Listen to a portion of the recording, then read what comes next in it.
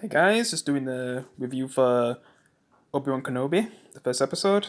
I didn't really watch both of them. I just wanted to watch one of them just for now, then probably watch the next one the next day. Yeah. So yeah, it seems alright. I wasn't sure how it was going to turn out, but from the first episode, it's okay. Yeah.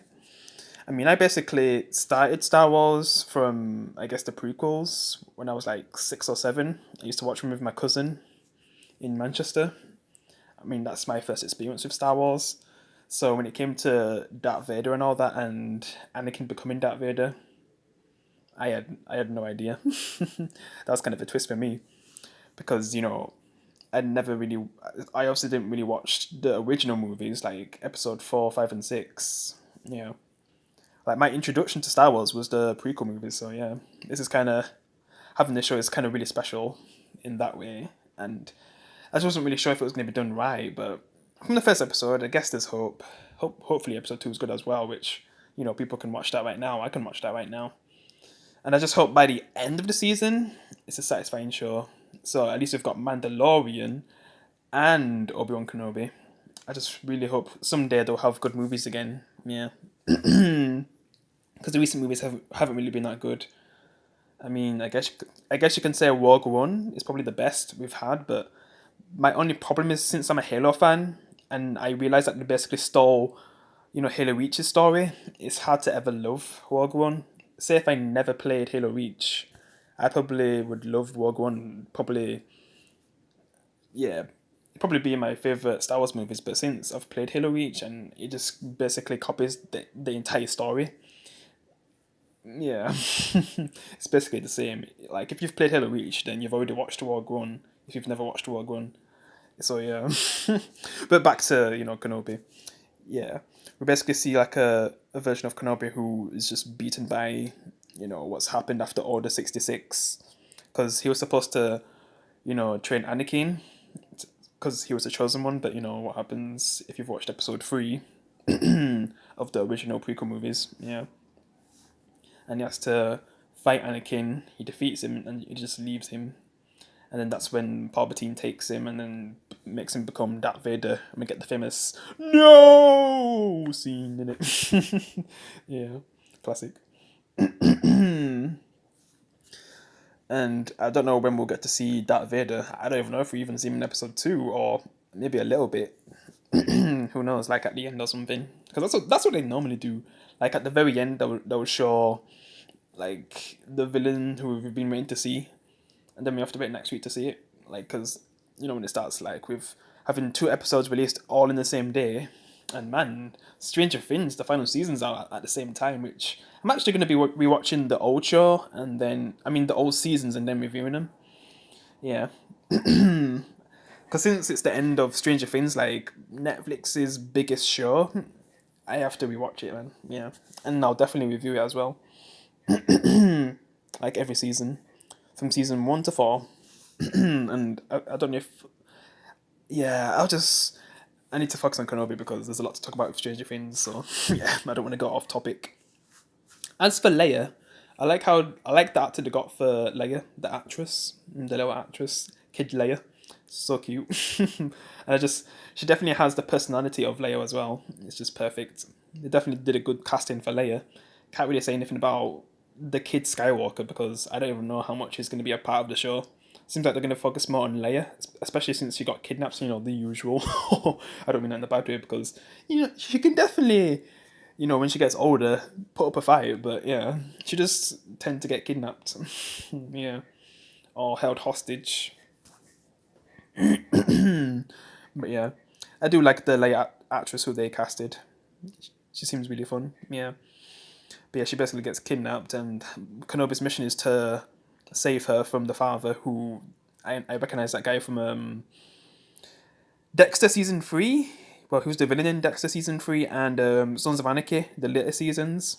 But he was also in the original prequel movies, which I kind of forgot about because I haven't watched those movies since I was a kid anyway. So yeah, I kind of forget some of the people who were in those movies. Obviously, I know that Samuel Jackson, just just so many Liam Neeson, just so many people were in that movie. Well, those 3 movies, those prequel movies. So yeah, and it's cool to see Kenobi again after all this time. When you you grew up with something, and then like many years later, they've made something to continue their story. I mean, that's what I get from this, and especially since this was my introduction to Star Wars, and finally getting to see Kenobi's story continued. It's awesome, man. Just hope it's done well. Because look at Boba Fett. They failed Boba Fett, but with the first episode, I guess I have hope, because with the first episode of Boba Fett, I wasn't really, it didn't really get me in with the show. They kind of failed, so that was already a bad sign that Boba Fett was going to be a bad show. I mean, episode 2 was good. Episode 3 sucked. Episode 4, can't remember. 5, they basically used the Mandalorian to make the show good, and Boba Fett just sucked in the show, sadly. Yeah, because he wasn't Boba Fett in the show. Even the person who was serving with him is the one who was actually more Boba Fett than actual Boba Fett. But, that's off topic. We're talking about Kenobi. Like I said, it's good to see Kenobi again. He's not really the same Kenobi we know, but it seems like he can rise to become that again, instead of being unrecognizable like, Boba Fett. Because Boba Fett, he wasn't like a goody two-shoes. He was like a pretty bad guy. Sometimes he would help the good guy, but, mostly he did bad things. And they just made him a goody two-shoes in his show, but yeah, let's not talk about that. We're talking about Kenobi, yeah. Because we kind of see a lot of people suffering in this first episode, and every time Kenobi wants to help him, but if he does, he could put himself in danger. And eventually, when, basically one of the Jedis get found by this woman who's also looking for Kenobi, because I guess Kenobi kind of warned her in the past, but whatever that means, yeah. Because she wants to find Kenobi so bad, even disobeying like her superiors to get to him, all the things she's doing. Also, when she's about to kill, Luke's father, or should I say foster father, from the farm. His father from the farm, basically, yeah. To try bring out Kenobi, but the others are thinking that she's going too far, so they kind of tell her to leave, innit? But this is kind of her plan to bring out Kenobi. Like, kill enough people, Kenobi will come and fight. Like, that's her plan. But I just wonder what Kenobi did to her. Why she wants him so bad. I don't even know if she wants to kill him or torture him, like, or just I don't even know. Probably everything, whatever that means. But yeah, we'll find out soon why she wants Kenobi so bad, even disobeying orders, to get him. But yeah, so yeah, Kenobi's mission is to save Leia, as the father kind of asks like for his help, because he doesn't really trust anyone else, for good reason. Because even though he failed Anakin, he knows that he'll be able to save Leia. Because he knows, like, probably what happened was out of his control. It wasn't really his fault. It's what Anakin decided to do, which it was Anakin who made the bad decision in the end. And that's what made him become, Darth Vader and all that. Yeah. And it kind of sets up with him setting off to find Leia. And yeah. Not really a lot happens with Kenobi in this episode. It's kind of setting up all these other characters as well. And then I don't know if they're going to set up Darth Vader in episode 2 by the end. But I guess we'll see.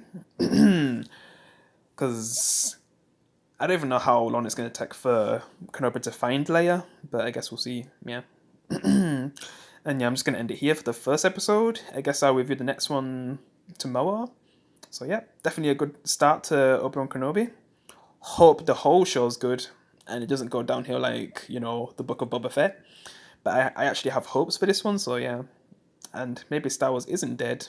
It's just, when it comes to the movies, I hope someday we'll have good movies again. Yeah. But until then, I'll see you in the next one. Peace, guys.